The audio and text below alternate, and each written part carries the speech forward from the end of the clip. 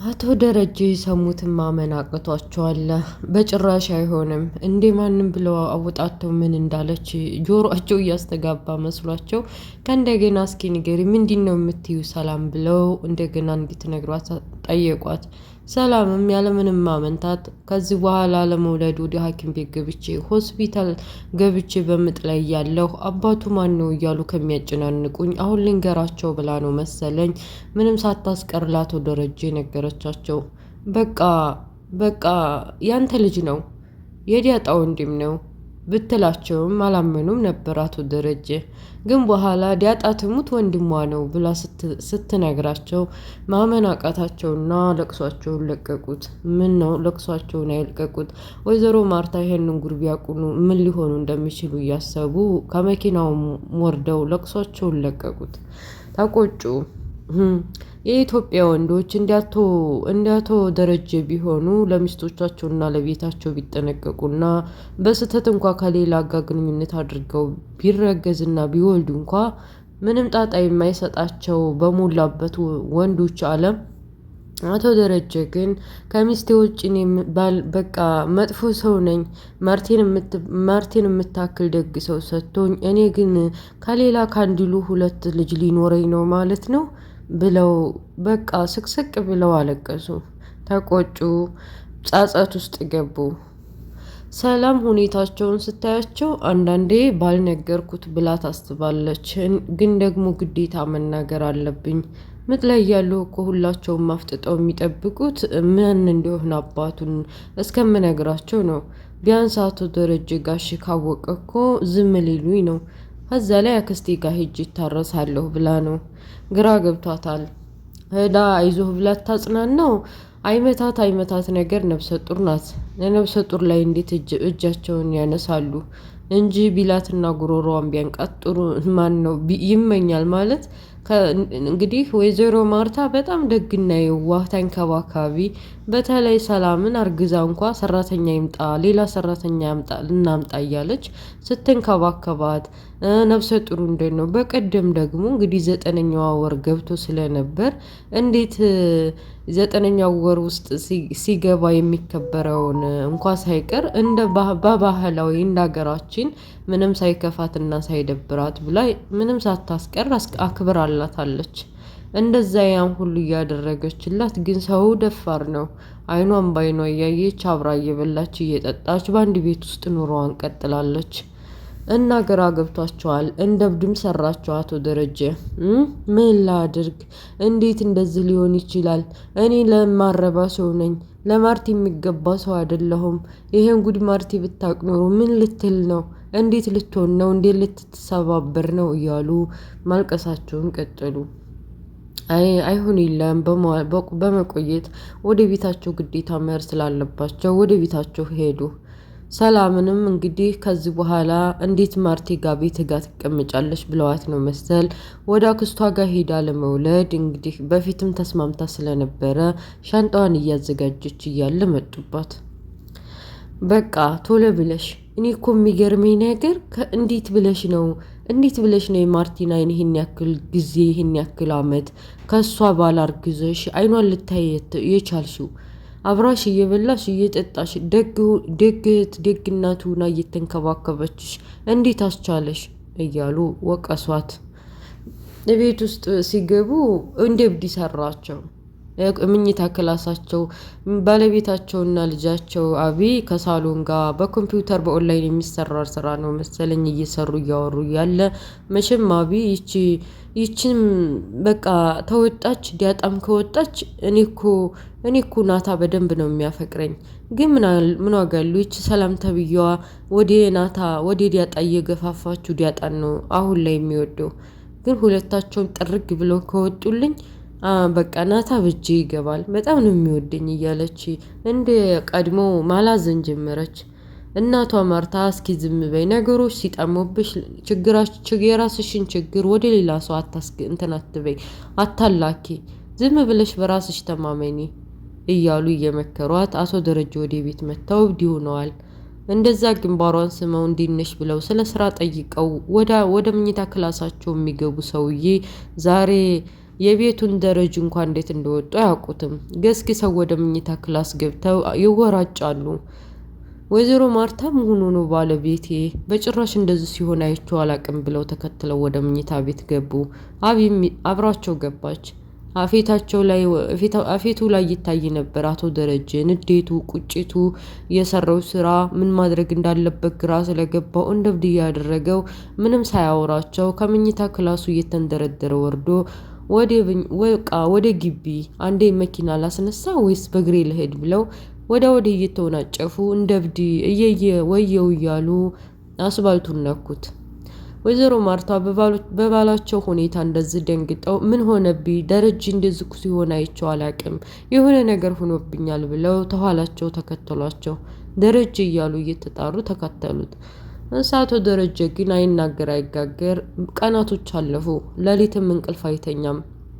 ወይዘሮ ማርታ ይሄንን ጉድ ስታይ ከመቼ ወዲህ ነው አቶ ደረጀ ማን ነው ባለቤቴ ደረጀ ምስጢር የሚጠብቀው? ችግርም እኮ ቢኖር በጠረጴዛ ዙሪያ እያወራን እንፈታው ነበር።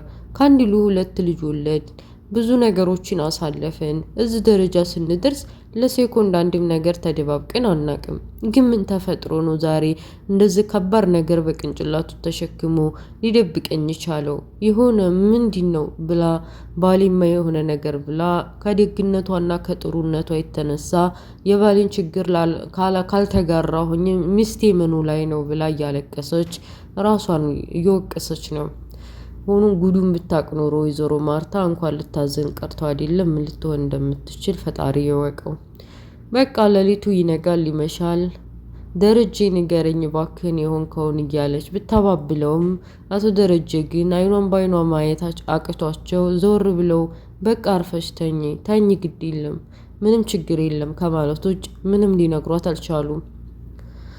ሰላምዬ ልብሷን አዘጋጅታ ለመውጣት እየተዘጋጀች እያለ አቶ ደረጀ ክላሷ መጥተው በቃ ውልቅ በይ እንደዚህ አይነት ነገር ትሰሪያለሽ? ዲያጣን አስረግዤሽ ስለጠፋሁኝና ዲያጣ ጠፍታ በመንገድ ስላደገች እኔን ለመበቀል ነው አይደለ እንደዚህ ያደረግሽው ብለው ተናገሯት። እኔ አንተን ለመበቀል ብዬ አይደለም በቃ ዲያጣ ጠፍታ ስለነበረ የዲያጣን ምትክ ልተካ ብዬ ነው። ይሄ ነገር መች ይፈጠራል ብዬ መች አሰብኩኝ። ዲያጣን እንደዚህ እንዳሁኑ ባገኛትማ መቼ ሌላ ነገር ገባ ነበር። በቃ ሄዳለሁ። ደግሞ ከኔ 2 ልጆች አሉ። እነዛ 2 ልጆች ደግሞ የዚህን ቤት ባለቤት የዚህ አካል ቤተሰቦች ናቸው መሆናቸውን አትርሳ። አክስቴ ጋር ለመውለድ በወጣም እንኳ ልጆች ናቸው ብላ የንብረቱ ተካፋይና የዚህ ቤት ባለቤት እንደሆኑ ጠቆም ማረጋቻቸው።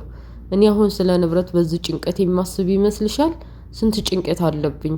ጉደኛ ቶሎ ብለሽ ምንም ነገር ሳትናገሪ ቀስ ብለሽ ወክ ብለሽ ውጪ። ዲያጣም ቢሆን እየመጣች ታርስሻለች እንጂ ዲያጣን እንዲህ በቀላሉ አልሰጥሽም አሏት። ዳጣ በመንገድ ላይ አባቷ ጋር እንደተለመደው ሽርሽር አረጋለሁ ብላ አባዬ እያለ ልታወራቸው ብትሞክርም እንደ ድሮ አልሆኑላት አሉ። በቃ ምን ሆኖ ነው አባዬ ምንድነው የተፈጠረው ብላ እያለቀሰች ለመነቻቸው። በእርግጠኝነት የኔ ጉዳይ ነው አባዬ፣ በዛው ብቀር ኖሮ ህይወትህ አይመሰቃቀልም ነበር። በቃ ለምንድነው አባዬ እንደዚህ የሚያስጨናንቅህ ከሆነ በቃ ዝም ብዬ ሹልክ ብዬ በዛው ልጥፋ አለቻቸው። ዳጣ ከጊዜ በኋላ በሳቋ በጨዋታ በአስተሳሰቧና እንደዚህ ታታሪና ጥሩ ሰው በመሆኗ አባቷ ደረጀ ወደዋታል። አባትም ቢሆኑም በጣም ወደዋታል፣ ተቀራርበዋል። እና ልውጣና ልሄድ መኪና ይግጨኝ እንዴት እንደዚህ ዝም ትለኛለህ? ለምንድነው የደበረህ? በእኔ ጉዳይ ተጨንቀህ ነው ወይ እያለች ስትጠይቃቸው መልስ ስላልሰጧት ግራ ገብቷታል። በመጨረሻም ሀሳቧ ተሳክቶ አወሯት። እስኪ ዝም በይ ደህና ነኝ ብለው ሲናገሩ ደስ አላትና ነገራቸውን ቃቸው ከመኪና ወረዱ። ወይዘሮ ማታ በቃ ግራ ገብቷቸዋል። መኝታ ክላሳቸው ምን ሆነው ነው? እንዴት አርጌ ልጠይቀው? በምን ሁኔታ ነው ባለቤቴን እንዴት እንደዚህ ሊሆን ይችላል እያሉ በቃ በዛ ቢሉ መኝታ ክላስም ለብቻቸው ምናልባት ልጆቻቸውን ፈርተው ከሆነ ብለው ቢጠይቋቸው አቶ ደረጀ ፍንክትም አላሉ፣ ሊነግሯቸው አልቻሉም። የአቢ አፍቃሪ ሁሌም ከበራፏ እንደቆመ ነው። እኔ የሚያስቀ የጸጉሩ ነው። ከየት አምጥቶ ነው? ተኩሰውት ነው ወይስ እንደ ሴቶቹ ለመልበስ ሂውማን ሄር መልበስ ፈልጎ ለምንድን ነው? ኤኒዌይስ ያፈቀረው ልብ ምን ታረጉታላችሁ? ብቅ ትላለች አይኗን አያታለሁ እያለ ሁሌ መበራቸው ፊት ለፊት ይቆማል። ውሃዬና ጓደኛዋ ምን ሆነህ ነው አርጆን የቀረኸው ሰሞኑ ለምን ጠፋህ እያሉ በጥያቄ ያፋጥጡታል። እነሱ ለጨዋታ ይቀርቡታል፣ እሱ ግን ከልቡ ነው የሚያወራው። ኤቢዴና ነች? ምን ተፈጥሮ ነው? አልወጣችም እሳ ምን ሆና ነው እያለ በጥያቄ ያፋጥጣቸዋል። ውሃዬና ጓደኛዋ በቤት ውስጥ ናት፣ ምንም አልሆነችም ታውቃለህ፣ እያለቀሱ ነው ደግሞ ስትለው ድንግጥ አለ።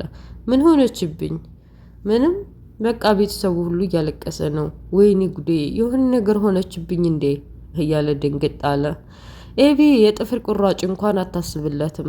እንኳን ልታፈቅረው ቀርቶ አይደለም እንደ ሰው እንኳን አታየውም፣ አታከብረውም። ልጁ ግን አፈቀርኩ ወደድኩ እያለ በተለይ የህንዲ ፊልም እየተመለከተ ሁሉ ነገሩን ከህንዲ ፊልም ጋር እያያያዘ በቃ አቢ እንደ ህንዲ ሚስቶች ናት ለእኔ እያለ በህሊናው እየሳለ እያሰበ ፍቅር አናላውን አዙሮታል። ግን ምን ዋጋ አለው? መቼም ለማይሆንለት ዲያጣም ቢሆን ነግረው ነበር። ናታን ቢሆን የምታፈቅረው እኔን ነው፣ ዝም ብለህ ጊዜህን አትጨርስ ብሎ ደጋግሞ ነግሮት ነበር። ልጁ የሚመለስ አይደለምና ሁሌም ቢሆን ናታን አቢን ለማግኘት ከቤታቸው ግቢ አይጠፋም። እናቶ ደረጀ በተኙበት ከጭንቀታቸው የተነሳ ጧት ሊነጋጋ ሲል ሰላም አይሆንም በጭራሽ አታረጊውም እያሉ በእንቅልፍ ልባቸው እየባተቱ እየቃዡ ወይዘሮ ማርታ ምን ማድረግ እንዳለባቸው ግራ ገብቷቸው ከሰላም ጋር የተያያዘ ነው። ለምንድን ነው አስሬ ሰላም የሚለው? ደረጀ ብላ ልትቀሰቅሳቸው ብትሞክርም በጣም ስር የሰደደ ህልም ነው መሰለኝ፣ ሊነሱላት አልቻሉም። በተለይ ሰላምዬ በጭራሽ አታረጊውም፣ እንደዛ አታድርጊ፣ እንደዛ አትፈጽም እያሉ ሲናገሩ ስለሰማች ወይዘሮ ማርታ ከሰላም ጋር የተያያዘ ነው ብላ ድንግጣለች። እና አቶ ደረጀ ከእንቅልፋቸው ተነስተው ስለ ህልማቸውና ሰላም ስላለችው ነገር እስከሚነግሯት ቸኩላለች። ከእንቅልፋቸውም ሳይነሱ እየቃዡ ድራማ ያልቃል። እና ከእንቅልፋቸው ተነስተው የሚናገሩ ይመስላችኋል? ሰላም ኧረ አይነግሯትም። ሰላም እንግዲህ እኔ በበኩሌ ወይዘሮ ማርታ የትዳር ንግስት ናት ነው የሚለው። ማንኛውም ሴት በኢትዮጵያ ምድር ቤት ሰራተኛ ሆና በተለይ ያረገዘችው ከማን እንደሆነ ወንዱን ሳትናገር ከማን እንዳረገዘች ሳትናገር ቤት ውስጥ ለሴኮንድ የሚተው አሰሪዎች እነማን ናቸው በኢትዮጵያ ምድር? እና ውድ ቤተሰቦችዬ ይህን ይመስላል የነ ዳጣ ድራማ። ለቤቴ አዲስ የሆናችሁ ሰብስክራይብ ማድረጋችሁን እንዳትረሱ። በሌላ ፓርት እስከምንገናኝ መልካሙን ሁሉ እመኝላችኋለሁ። ወሰላሙ አለይኩም ረህመቱላህ። ላይክ ሸር ማድረጋችሁ እንዳትረሱ። ባይ ባይ ቻው።